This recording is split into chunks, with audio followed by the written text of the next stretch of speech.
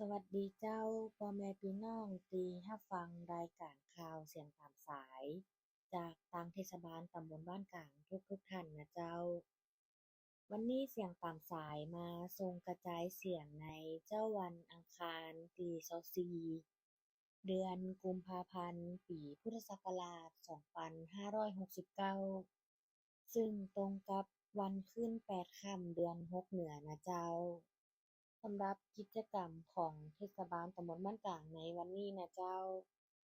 ในช่วงบ่ายนะเจ้าทางเทศบาลจะได้ออกหน่วยให้บริการตามโครงการเทศบาลตำบลบ้านกลางพบปะประชาชนประจำปีงบประมาณ2569โดยท่านนายกวชระกันแจ่มนะเจ้าจะได้ลงพื้นที่ออกหน่วยพบประชาชน พร้อมกับคณะผู้บริหารสมาชิกสภาเทศบาลหัวหน้าส่วนราชการนะเจ้าและพนักงานเจ้าหน้าที่เทศบาลจะได้ออกหน่วยให้บริการกับพ่อแม่พี่น้องในหมู่12บริเวณศาลาอเนกประสงค์ประจำหมู่บ้านนะเจ้าโดยจะเริ่มตั้งแต่เวลาบ่ายโมงเป็นต้นไปนะเจ้าซึ่งการออกหน่วยให้บริการในครั้งนี้นะเจ้า ก็จะมีเวทีทบทวนแผนพัฒนาหมู่บ้าน การทบทวนแผนพัฒนาท้องถิ่นปี2566ถึงปี2570นะเจ้ามีการประชาสัมพันธ์ข่าวสารกิจกรรมของทางเทศบาลตำบลบ้านกลางนอกจากการทบทวนแผนพัฒนาท้องถิ่นกับแผนพัฒนาหมู่บ้านแล้วนะเจ้าทางเทศบาลนะเจ้าก็ได้อำนวยความสะดวกให้กับพ่อแม่พี่น้องในการให้บริการของสำนักกองต่างๆ ยังกองคลังนะเจ้าก็ได้ลงพื้นที่ประชาสัมพันธ์เกี่ยวกับเรื่องของพรบที่ดินและสิ่งก่อสร้างประชาสัมพันธ์ในเรื่องของภาษีการบริการจัดเก็บภาษีป้ายนะเจ้าและการจ่ายค่าธรรมเนียมขยะนะเจ้าสำหรับพ่อแม่พี่น้องท่านใดที่ยังบ่ได้ชำระค่าขยะหรือว่าอยากสอบถามเรื่องภาษีก็สามารถสอบถามกองคลังได้นะเจ้า ในส่วนของกองช่างก็จะมีให้คำปรึกษาเรื่องของการยื่นแบบก่อสร้างดัดแปลงอาคารการซ่อมถนนซ่อมฝารางระบายน้ำการซ่อมไฟฟ้านะเจ้าสามารถสอบถามติกองช่างได้เจ้า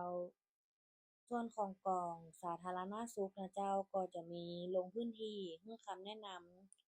เรื่องของการชำระค่าธรรมเนียมใบอนุญาตนะเจ้าการดำเนินการของอทรและอสมประจำหมู่บ้าน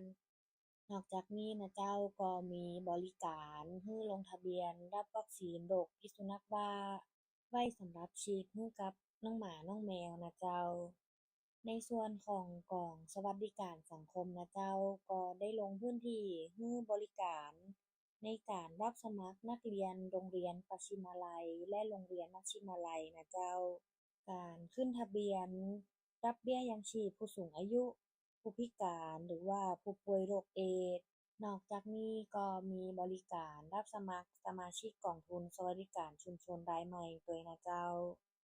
ส่วนของการศึกษาก็ได้ลงพื้นที่ประชาสัมพันธ์เรื่องของการรับสมัครเด็กนักเรียนในศูนย์พัฒนาเด็กเล็กเทศบาลตำบลบ้านกลางและการรับสมัครนักเรียนของโรงเรียนเทศบาล1บ้านกลางด้วยเจ้า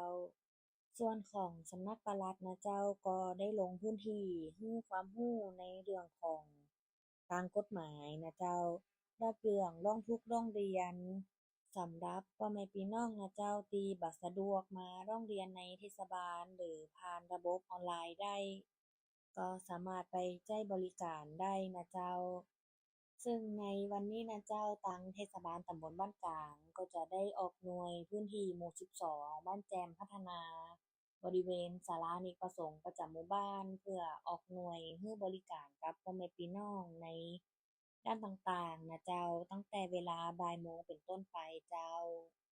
ต่อไปนะเจ้ามากันตีข่าวจากทางศูนย์การเรียนรู้พัฒนาสตรีและครอบครัวเฉลิมพระเกียรติ72พรรษาบรมราชินีนาถจังหวัดลำพูนเจ้า ทางศูนย์พัฒนาสตรีนะเจ้าก็ได้มีโครงการเรียนฟรีมีอาชีพฝึกอบรมในสถาบันประจำปีงบประมาณ2569หรือว่าประจำเดือนมีนานะเจ้า ซึ่งจะเปิดรับนักเรียนนะเจ้าเรียนหลักสูตรของอาหารตามสั่งดิลิเวอรี่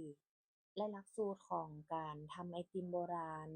ซึ่งเป็นหลักสูตรการเรียนระยะสั้นนะเจ้าคือเรียน5 วัน30ชั่วโมงและเป็นการเรียนในวันจันทร์ถึงวันศุกร์ซึ่งได้รับสมัครแล้วนะเจ้าตั้งแต่วันนี้ถึงวันที่4มีนาคมปี2569และจะมีการสอบสัมภาษณ์นะเจ้าในวันที่9และวันที่10มีนาและประกาศรายชื่อผู้ที่ผ่านสัมภาษณ์ในวันที่11มีนาเจ้าพร้อมกับเปิดเรียนในวันที่16ถึงวันที่20มีนาคมปี2569นะเจ้าสามารถสอบถามเพิ่มเติมได้ที่เบอร์053 092 420ต่อเบอร์24เจ้าต่อไปนะเจ้าเป็นงานมหกรรมบ้านม่าแฟร์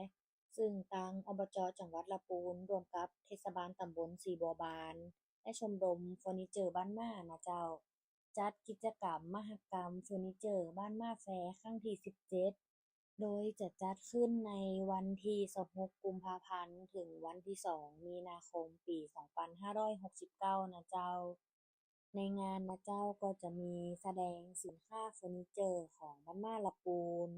ของตกแต่งในบ้านนะเจ้าโดยในวันที่26กุมภาพันธ์นะเจ้าจะเป็นพิธีเปิดงานมหกรรมนอกจากนี้นะเจ้าก็จะมีคอนเสิร์ตในวันที่27และ28กุมภาพันธ์กับวันที่1และวันที่2มีนาคมนะเจ้าซึ่งเปิดให้เข้าชมฟรีบ่มีค่าใช้จ่าย ก็เชิญชวนพ่อแม่พี่น้องนะเจ้าร่วมแอวมหกรรมเฟอร์นิเจอร์บ้านม่าแฟร์ครั้งที่17ตั้งแต่วันที่26กุมภาพันธ์ถึงวันที่2มีนาคมนะเจ้าปี2569บริเวณลานเอกชนบ้านม่าตำบลสีบัวบานอำเภอเมืองจังหวัดลำพูนเจ้าข่าวสุดท้ายจากทางเทศบาลวันนี้นะเจ้าในวันพฤหัสบดีที่26กุมภาพันธ์ ทางเทศบาลตำบลบ้านกลางก็ขอเชิญชวนเข้าร่วมการอบรมเรื่องของการยื่นขอใบอนุญาตการก่อสร้างผ่านระบบดิจิทัลนะเจ้าซึ่งจะเป็นการอบรมแพลตฟอร์มใหม่สามารถเข้าร่วมอบรมฟรีนะเจ้าได้ที่ห้องประชุม ISC เทศบาลตำบลบ้านกลางตั้งแต่เวลาบ่ายโมงครึ่งเป็นต้นไปวันที่26กุมภาพันธ์นี้นะเจ้า สำหรับวันนี้นะเจ้าเวลาของการส่งกระจายเสียงตามสายจากทางเทศบาลตำบลบ้านกลางก็ได้หมดเวลาลงแล้วนะเจ้าขอบคุณสำหรับการติดตามรับฟังวันนี้นางสาวเกวลินชัยมงคลทำหน้าที่ผู้ประกาศต้องขอลาไปก่อนสวัสดีเจ้า